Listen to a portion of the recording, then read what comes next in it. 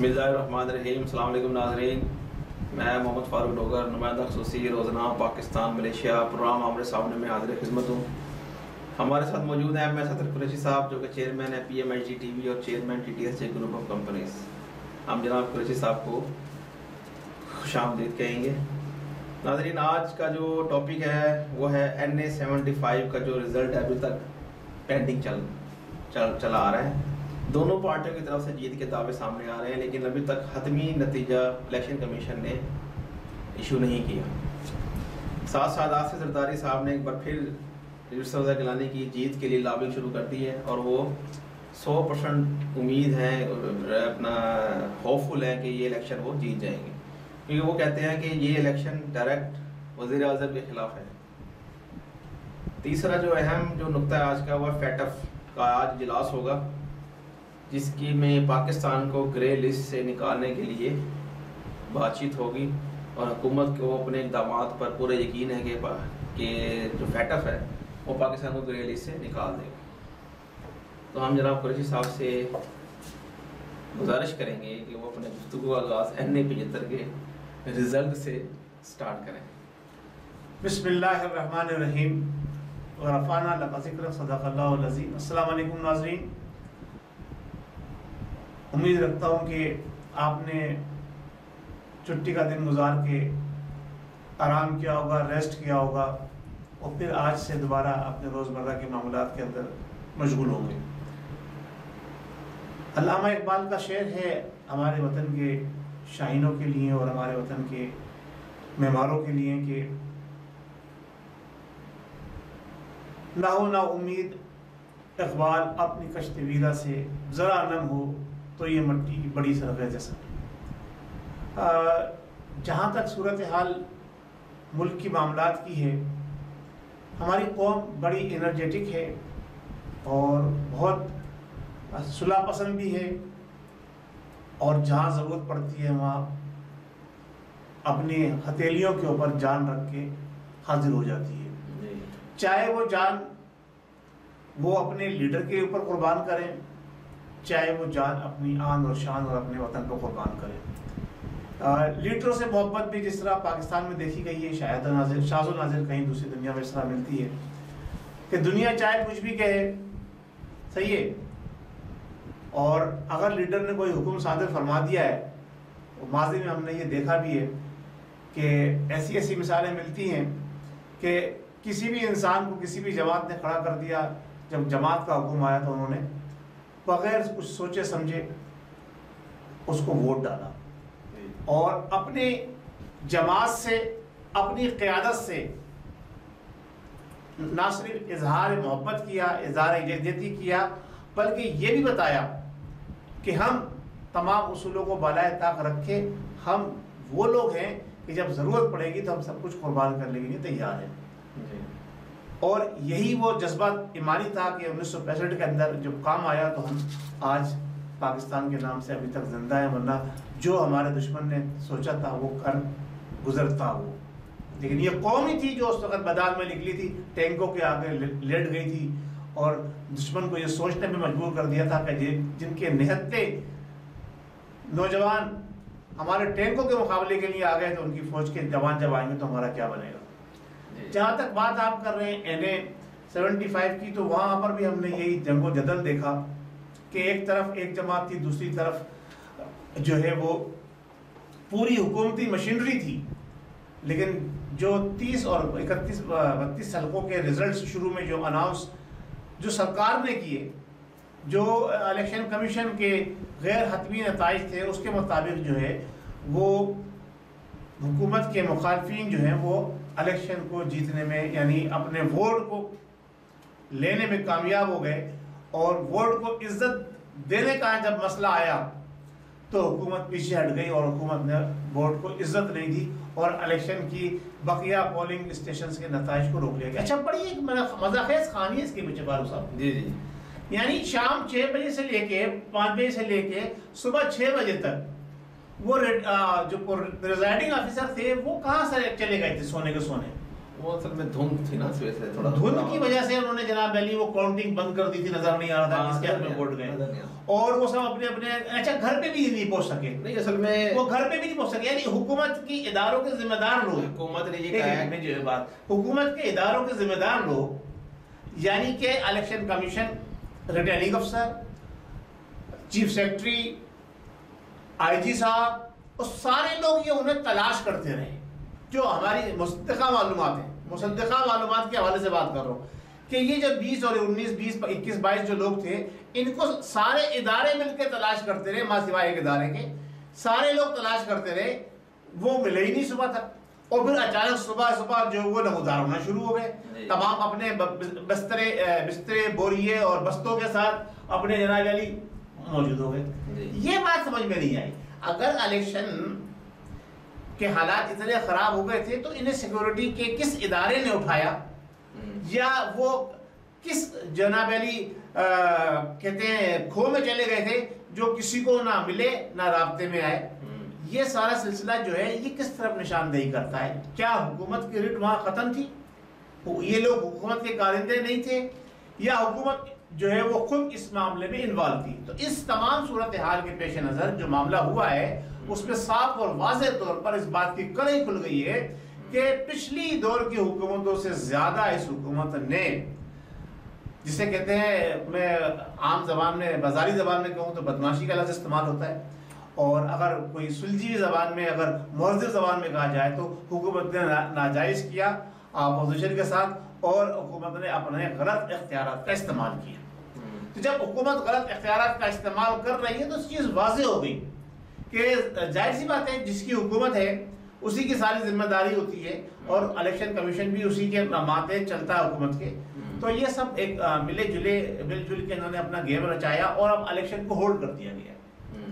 تو وہ کب تک ہولڈ رہے گا؟ یہ اس کے بعد کو نہیں کیا، صرف 20 حلقوں کو ہولڈ کیا گیا. وہاں پر لڑائی ہوئی ہے، مسلم لیگ نون کے گنٹوں نے فائرنگ کی ہے، ناجائز طریقے سے وہاں پر حملہ کیا گیا ہے.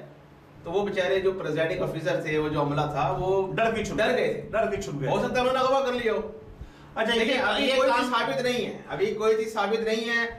مسلم league known P T I پہ الزام لگا رہی ہے، P T I Muslim league نون پہ الزام لگا رہی ہے، لیکن دونوں طرف سے کوئی چیز بھی ثابت نہیں ہوئی ابھی تک.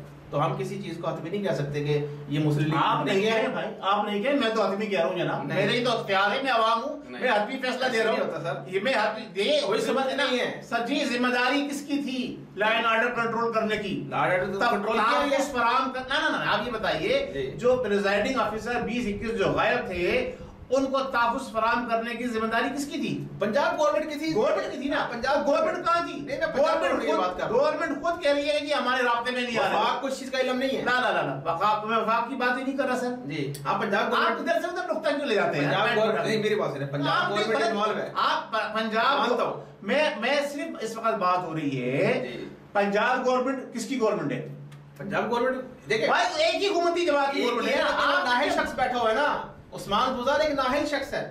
عثمان بزدار نااہل ہے، اور اس کے اوپر جو بیٹھا ہوا وہ اہل ہے. نہیں، اس کو غلط گائیڈ کیا گیا ہے نا. اس کے اوپر جو بیٹھا ہوا ہے عثمان بزدار نااہل ہے. بالکل نااہل. اس کے اوپر جو بیٹھا ہوا وہ اہل ہے. وہ اہل ہے، یعنی اہل نے نااہل کو سلیکٹ کر لیا ہوا ہے، بٹھایا ہوا ہے. اس کا مطلب وہ خود بھی تو نااہل ہو گیا نا. یار آپ بات فاروق صاحب بات سے نہیں ہوتا. نا آپ بھیجا سپورٹ میرے ساتھ بیٹھ گئے جو نا، بھیجا سپورٹ کسی کی نہیں کرے. بھیجا سپورٹ کریں گے میں آپ کو نہیں کرنا دوں گا، آپ کی بولتی مت کر دوں گا پروگرام کے اندر.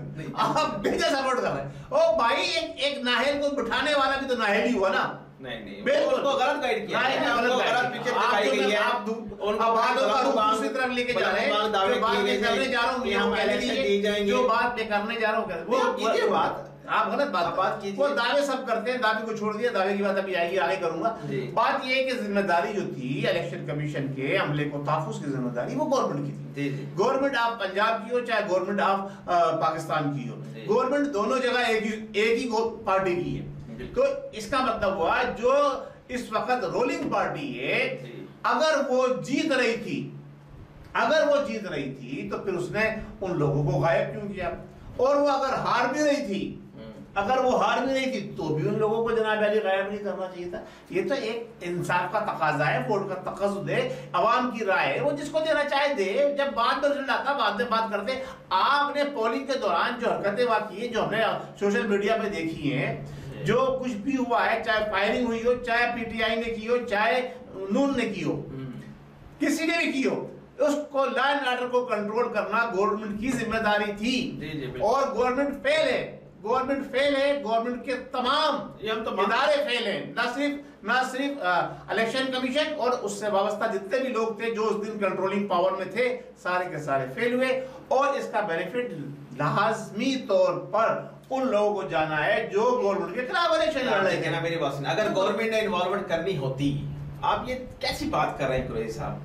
آپ دیکھیں میری بات سنیں, ڈسکا میں ہی کیوں کی, وہ وزیر آباد میں بھی کر سکتے تھے, وہاں تو مسلم لیگ نون جیت گئی. وہ بھائی نیشنل اسمبلی کی سیٹ تھی, وہ نیشنل اسمبلی یا پنجاب اسمبلی برابر ہے, یہ بات نہیں ہے. اچھا اس کے بعد وہ حکومتی مشن برابر نہیں ہے. مشاہدہ میں یوز کر سکتے, وہاں تو میں بتاتا ہوں.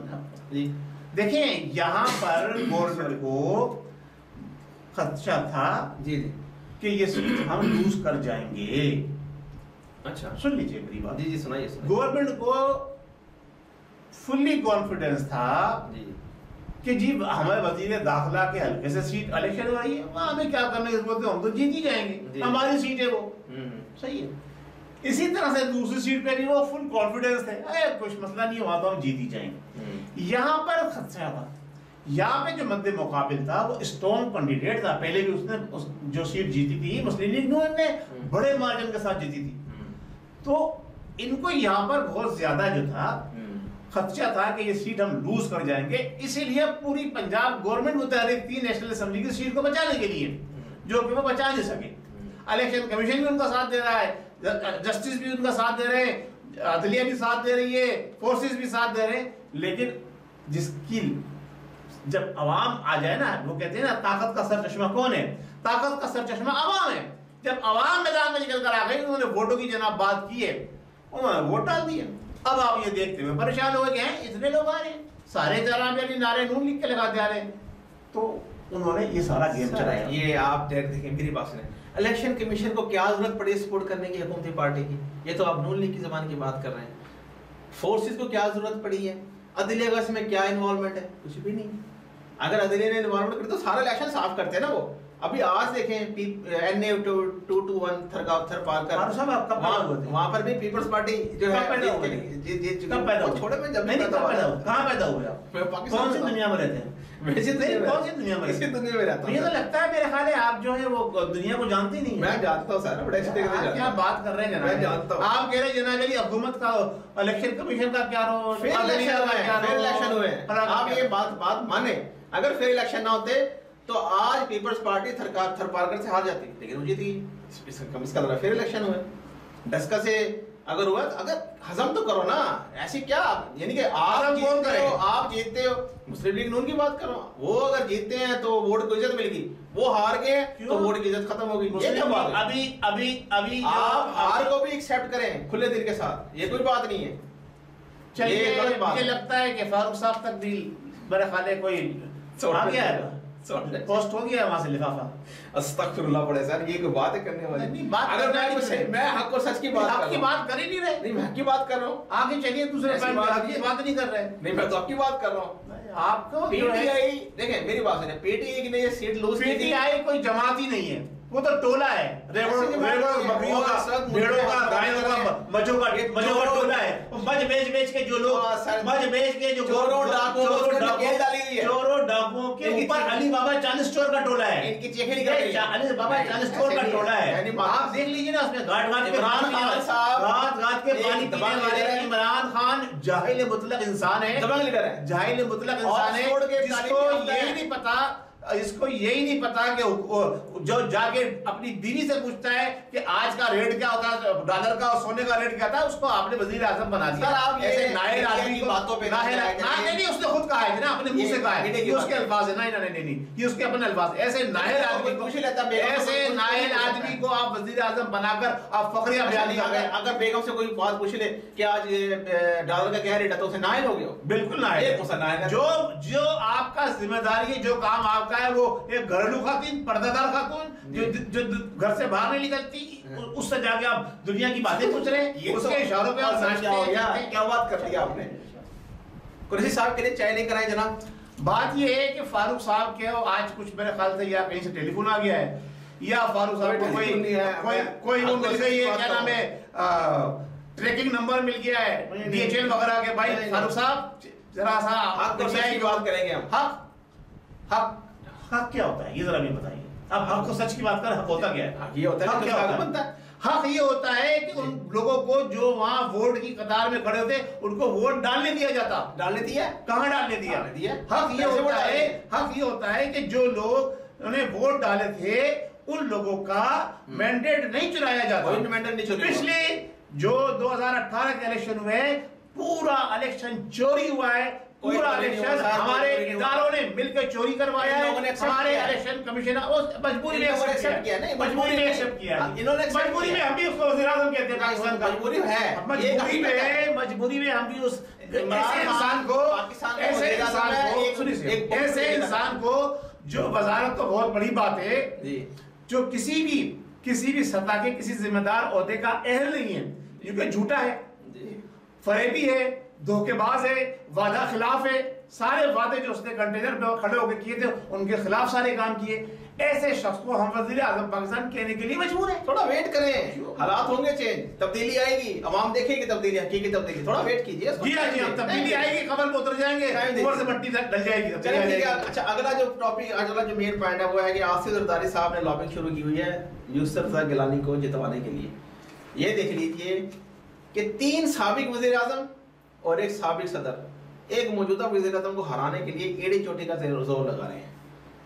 تو آپ اس بارے میں کیا کہیں گے کہ مخدوم یوسف رضا گیلانی صاحب اسلام آباد کی سیٹ سے سینٹ کے ممبر منتخب ہو جائیں گے یا حفیظ شیخ صاحب ان کو ہرا دیں گے؟ 3 سابق صدروں کو، 3 سابق وزیر اعظم، 3 سابق وزیر اعظم کو اور ایک سابق صدر پاکستان کو میں ہٹوا دیتا ہوں اپنی گارنٹی کے اوپر. جی، آپ جو جن کے سہارے پہ یہ موجودہ وزیر اعظم کھڑا ہوا ہے ان سے بولے یہاں سے نکل جاؤ، ہٹ جاؤ، اس میدان سے ہٹ جاؤ. کیسے ہٹ جائے؟ پھر یار ایک طرف پورا ڈپارٹمنٹ لگے ہوئے فورسز کے، ہمارے بالکل ہماری عدلیہ ان کو سپورٹ کر رہی ہے.